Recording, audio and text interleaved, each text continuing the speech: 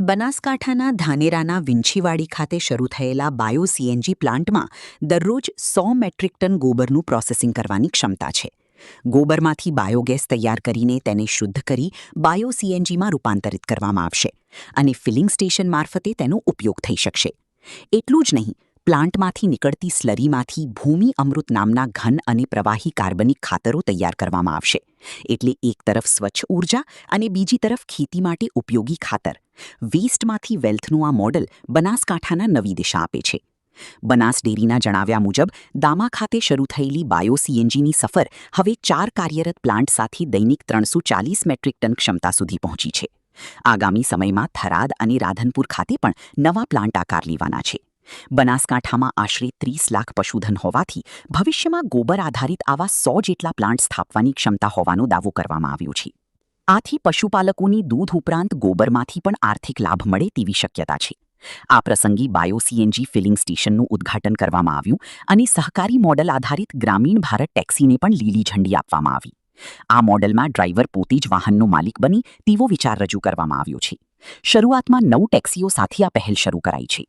કાર્યક્રમમાં પશુપાલકોની સહાયરૂપ થતી યોજનાઓ હેઠળ ધાનેરા તાલુકાના 180 દૂધ ઉત્પાદક લાભાર્થીઓને કુલ 3 કરોડ 37 લાખ રૂપિયાની સહાયના ચેક પણ આપવામાં આવ્યા.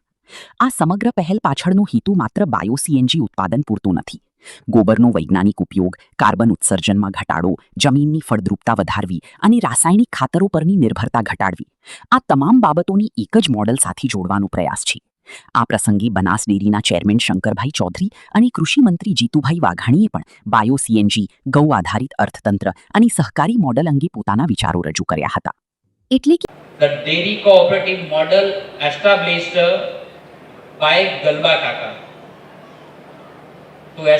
to create a new possibility to involve in people by survival is life by self-help. No one can take any hands to another's. So it's established by the Mr. Galba Kaka sir. આ બધાને એમ કહું છું કે આપણે બધાને તો ખબર છે, પણ આ ડેરી કેમ વિકસિત થઈ છે ને એનો થોડો ચિતાર માન્ય ચેરમેન શ્રીને આપણે આપીએ છીએ. The last decade the dairy chaired by Mr. Shankar Chaudhary, who transformed the whole dairy sector.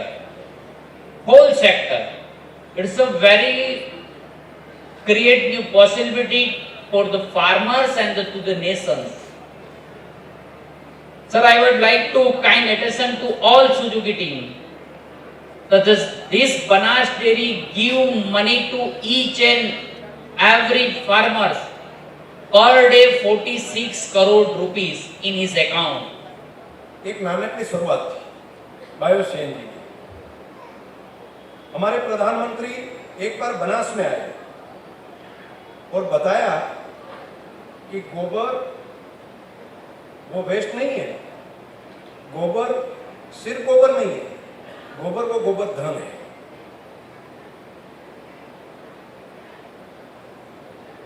जिसे हम वेस्ट समझते हैं ये वेल्थ बन सकता है. इसमें वैल्यू एडिशन करें तो यही विचार हमारे लिए प्रेरणा बन गई और बनास में गोबर को एक संसाधन के रूप में देखने की हमारी यात्रा शुरू हुई. वर्ष 2020 में हमारे दामा में एक 45 मेट्रिक टन प्लांट की स्थापना की और आज वो प्रयास बढ़कर एक बड़े इकोसिस्टम के रूप में रूप ले चुका है. आज हमारे 4 प्लांट ऑपरेशनल है. उनकी क्षमता प्रतिदिन 340 मेट्रिक टन बन गई है. ये केवल हमारी बढ़ती क्षमता का आंकड़ा नहीं है, बल्कि यह हमारी सहकार की शक्ति का प्रतीक है. एक बार मुझे जापान जाने और वहां इस क्षेत्र को करीब से समझने का अवसर मिला. मैंने जापान में होकाइडो में एक बायो सीबीजी प्लांट देखा. वहां जाकर ये समझा कि तकनीक और व्यवस्था के माध्यम से जिस प्रकार वेस्ट को उपयोगी संसाधन में बदला जा सकता है। ગુડવિલ, નવી ઇજ્જત અને સન્માન આપવાનું કામ એ મિત્રો પશુપાલક તરીકે આપણે ઓળખાણા અને કિસાન તરીકે ઓળખાણા. આજે ઊભા થઈને આપણે કહીએ તમે વ્યવસાય શું કરો છો, આપણે કહીએ છીએ હું પશુપાલક છું. આ ગૌરવ આપવાનું કામ એ માનનીય નરેન્દ્રભાઈ મોદી સાહેબ. કિસાનોનું ગૌરવ એ મિત્રો આપણે મોદી સાહેબે અપાયું છે. વેસ્ટ ટુ વેલ્થ, આત્મનિર્ભર ભારત, આ વિઝનને સાકાર કરવા માટે ગુજરાતનું બનાસ બાયો સીએનજી મોડલ એક ગ્રીન મોડલ એ સમગ્ર દેશ માટે પથદર્શક બની ગયું છે. માનનીય ભૂપેન્દ્રભાઈના નેતૃત્વની અંદર વિકસિત આ મોડલની સફળતા જોઈને હવે દેશના અન્ય રાજ્યો પણ એ અમલી કરવા જાય. પ્રધાનમંત્રી મોદી સાહેબ અહીંયા આવ્યા હતા ગુજરાતમાં. એમણે કીધું કે આ ગોબર નહીં પરંતુ ગોબરધન છે.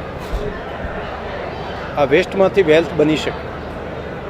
બનાસે દામાની શરૂઆત કરી, દામાની અંદર એક પ્લાન્ટ બનાવ્યો, સફળતા મળી.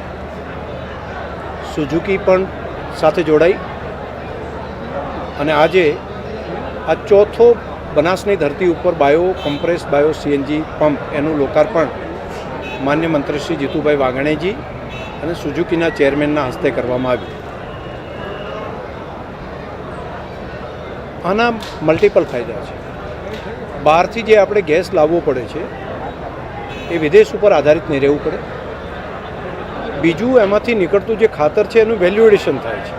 જે છાણ ગરમી, સૂર્યતાપ અને હવાને કારણે એની અંદરની પોષક તત્વો ઉડી જાય છે, તો એને સંગ્રહિત કરીને રાખવાથી મલ્ટિપલ થઈ શકશે.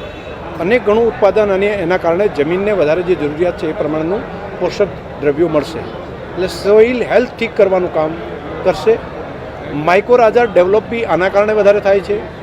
ઓર્ગેનિક કાર્બન પણ આ ગોબરના કારણે ડેવલપ થાય છે.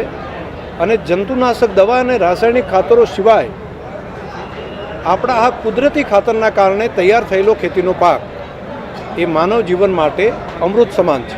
એટલે ઝેરમુક્ત ખોરાક તૈયાર કરીને કેન્સર જેવી બીમારીમાંથી દૂર કરવાનું કામ પણ થઈ શકશે. ખેડૂતોને વધારાની દૂધની સાથે સાથે એક ગોબરની આવક પણ મળતી થશે. એટલે એક ખૂબ મોટું આયામ કહેવાય એવું કામ છે. એ સાથે સાથે એક કામ ભારત ટેક્સી, જેના માધ્યમથી ડ્રાઈવર પોતે ગાડીનો માલિક થઈ શકે તેવું પણ એક ત્રિસ્તરીય મોડલ બનાવ્યું છે. ભારત ટેક્સી, જેની શરૂઆત કોઓપરેટિવ સંસ્થા તરીકે દેશના સહકારિતા મંત્રી આદરણીય અમિતભાઈ શાહ સાહેબના નેતૃત્વમાં થઈ અને હવે શહેરો પછી ગ્રામીણ કક્ષાએ સૌથી પહેલું આ પ્રમાણનું કામ હાથ ઉપર લીધું છે. ટેક્સી સુઝુકીમાંથી આપશે અને ડ્રાઈવર પોતે ટેક્સીનો માલિક થઈ શકે. ગેસ બાયો સીએનજી પ્લાન્ટમાંથી ભરાવશે એટલે સસ્તામાં પણ સારી મુસાફરી કરી શકશે. ઇન્કમનું એક સાધન બનશે. એક સસ્ટેનેબિલિટીનું ખૂબ સારું મોડલ આ બન્યું છે. હું આભાર માનીશ માન્ય મંત્રીશ્રી અને તમામ પશુપાલકોને કે આજે ખૂબ સારો કાર્યક્રમ કર્યો. ધાનેરાના પ્રજાજનોને પણ આજે હૃદયથી અભિનંદન. બાયો સીએનજી મોડલ કદાચ પહેલી વખત આ વાત થઈ રહી છે. સમગ્ર ભારતમાં એ પથદર્શક બન્યું છે. એમના ચેરમેન, અમારા વિધાનસભાના અધ્યક્ષ અને જેમણે ડેડિકેશન, સંપૂર્ણ સંવેદના અને સમર્પણ ભાવ સાથે બાયો સીએનજી પ્લાન્ટ બનાસડેરીએ પહેલો નાખ્યો. સુઝુકી સાથે કોલોબરેશન કરીને બીજા 3 પ્લાન્ટ, એટલે કે આજે 4 પ્લાન્ટનું ઉદ્ઘાટન થઈ ગયું. માનનીય મોદી સાહેબના નેતૃત્વની અંદર સર્ક્યુલર ઇકોનોમી, ગોબરધન, કૃષિ, કિસાન, એ ગોબર ખાતર બનીને પાછું ખેતરમાં જાય, આવી અદ્ભુત પ્રક્રિયા, અદ્ભુત રચના માની શંકરભાઈ ચૌધરી સાહેબે કરી છે. ત્યારે રાજ્ય સરકાર વતી માનનીય મુખ્યમંત્રી ભૂપેન્દ્રભાઈ પટેલ વતી અને ભારતીય જનતા પાર્ટીનો જે સંકલ્પ છે એ સંકલ્પને ગ્રામીણ ક્ષેત્રનું આર્થિક મજબૂતીકરણ એનું સૌથી ઉત્તમ ઉદાહરણ એ બનાસ બાયો સીએનજી મોડલ બન્યું છે. ત્યારે માનનીય અમિતભાઈ સહકારથી સમૃદ્ધિ જે પ્રકારે 1000 પ્લાન્ટ સમગ્ર દેશમાં સ્થાપવાનો નિર્ધાર કર્યો છે, મને સંપૂર્ણ ભરોસો છે. 100 પ્લાન્ટ તો એ માત્ર બનાસ ડેરી નાખી શકે એવી ક્ષમતા એ માત્ર બનાસ ડેરીના પશુપાલકોનું જે ગોબરધન છે એના થકી સંભવ છે. હું માની શંકરભાઈને વિનંતી કરીશ. જે ગોબર અત્યાર સુધી માત્ર કચરું માનવામાં આવતું હતું તે હવે ગેસ, ખાતર અને આવકનું સાધન બનવાની દિશામાં આગળ વધી રહ્યું છે. વિંછીવાડીનું આ બાયો સીએનજી પ્લાન્ટ બનાસકાંઠાના વેસ્ટ ટુ વેલ્થ મોડલની કેટલી નવી ઊંચાઈ આપે છે તે હવે જોવાનું રહેશે.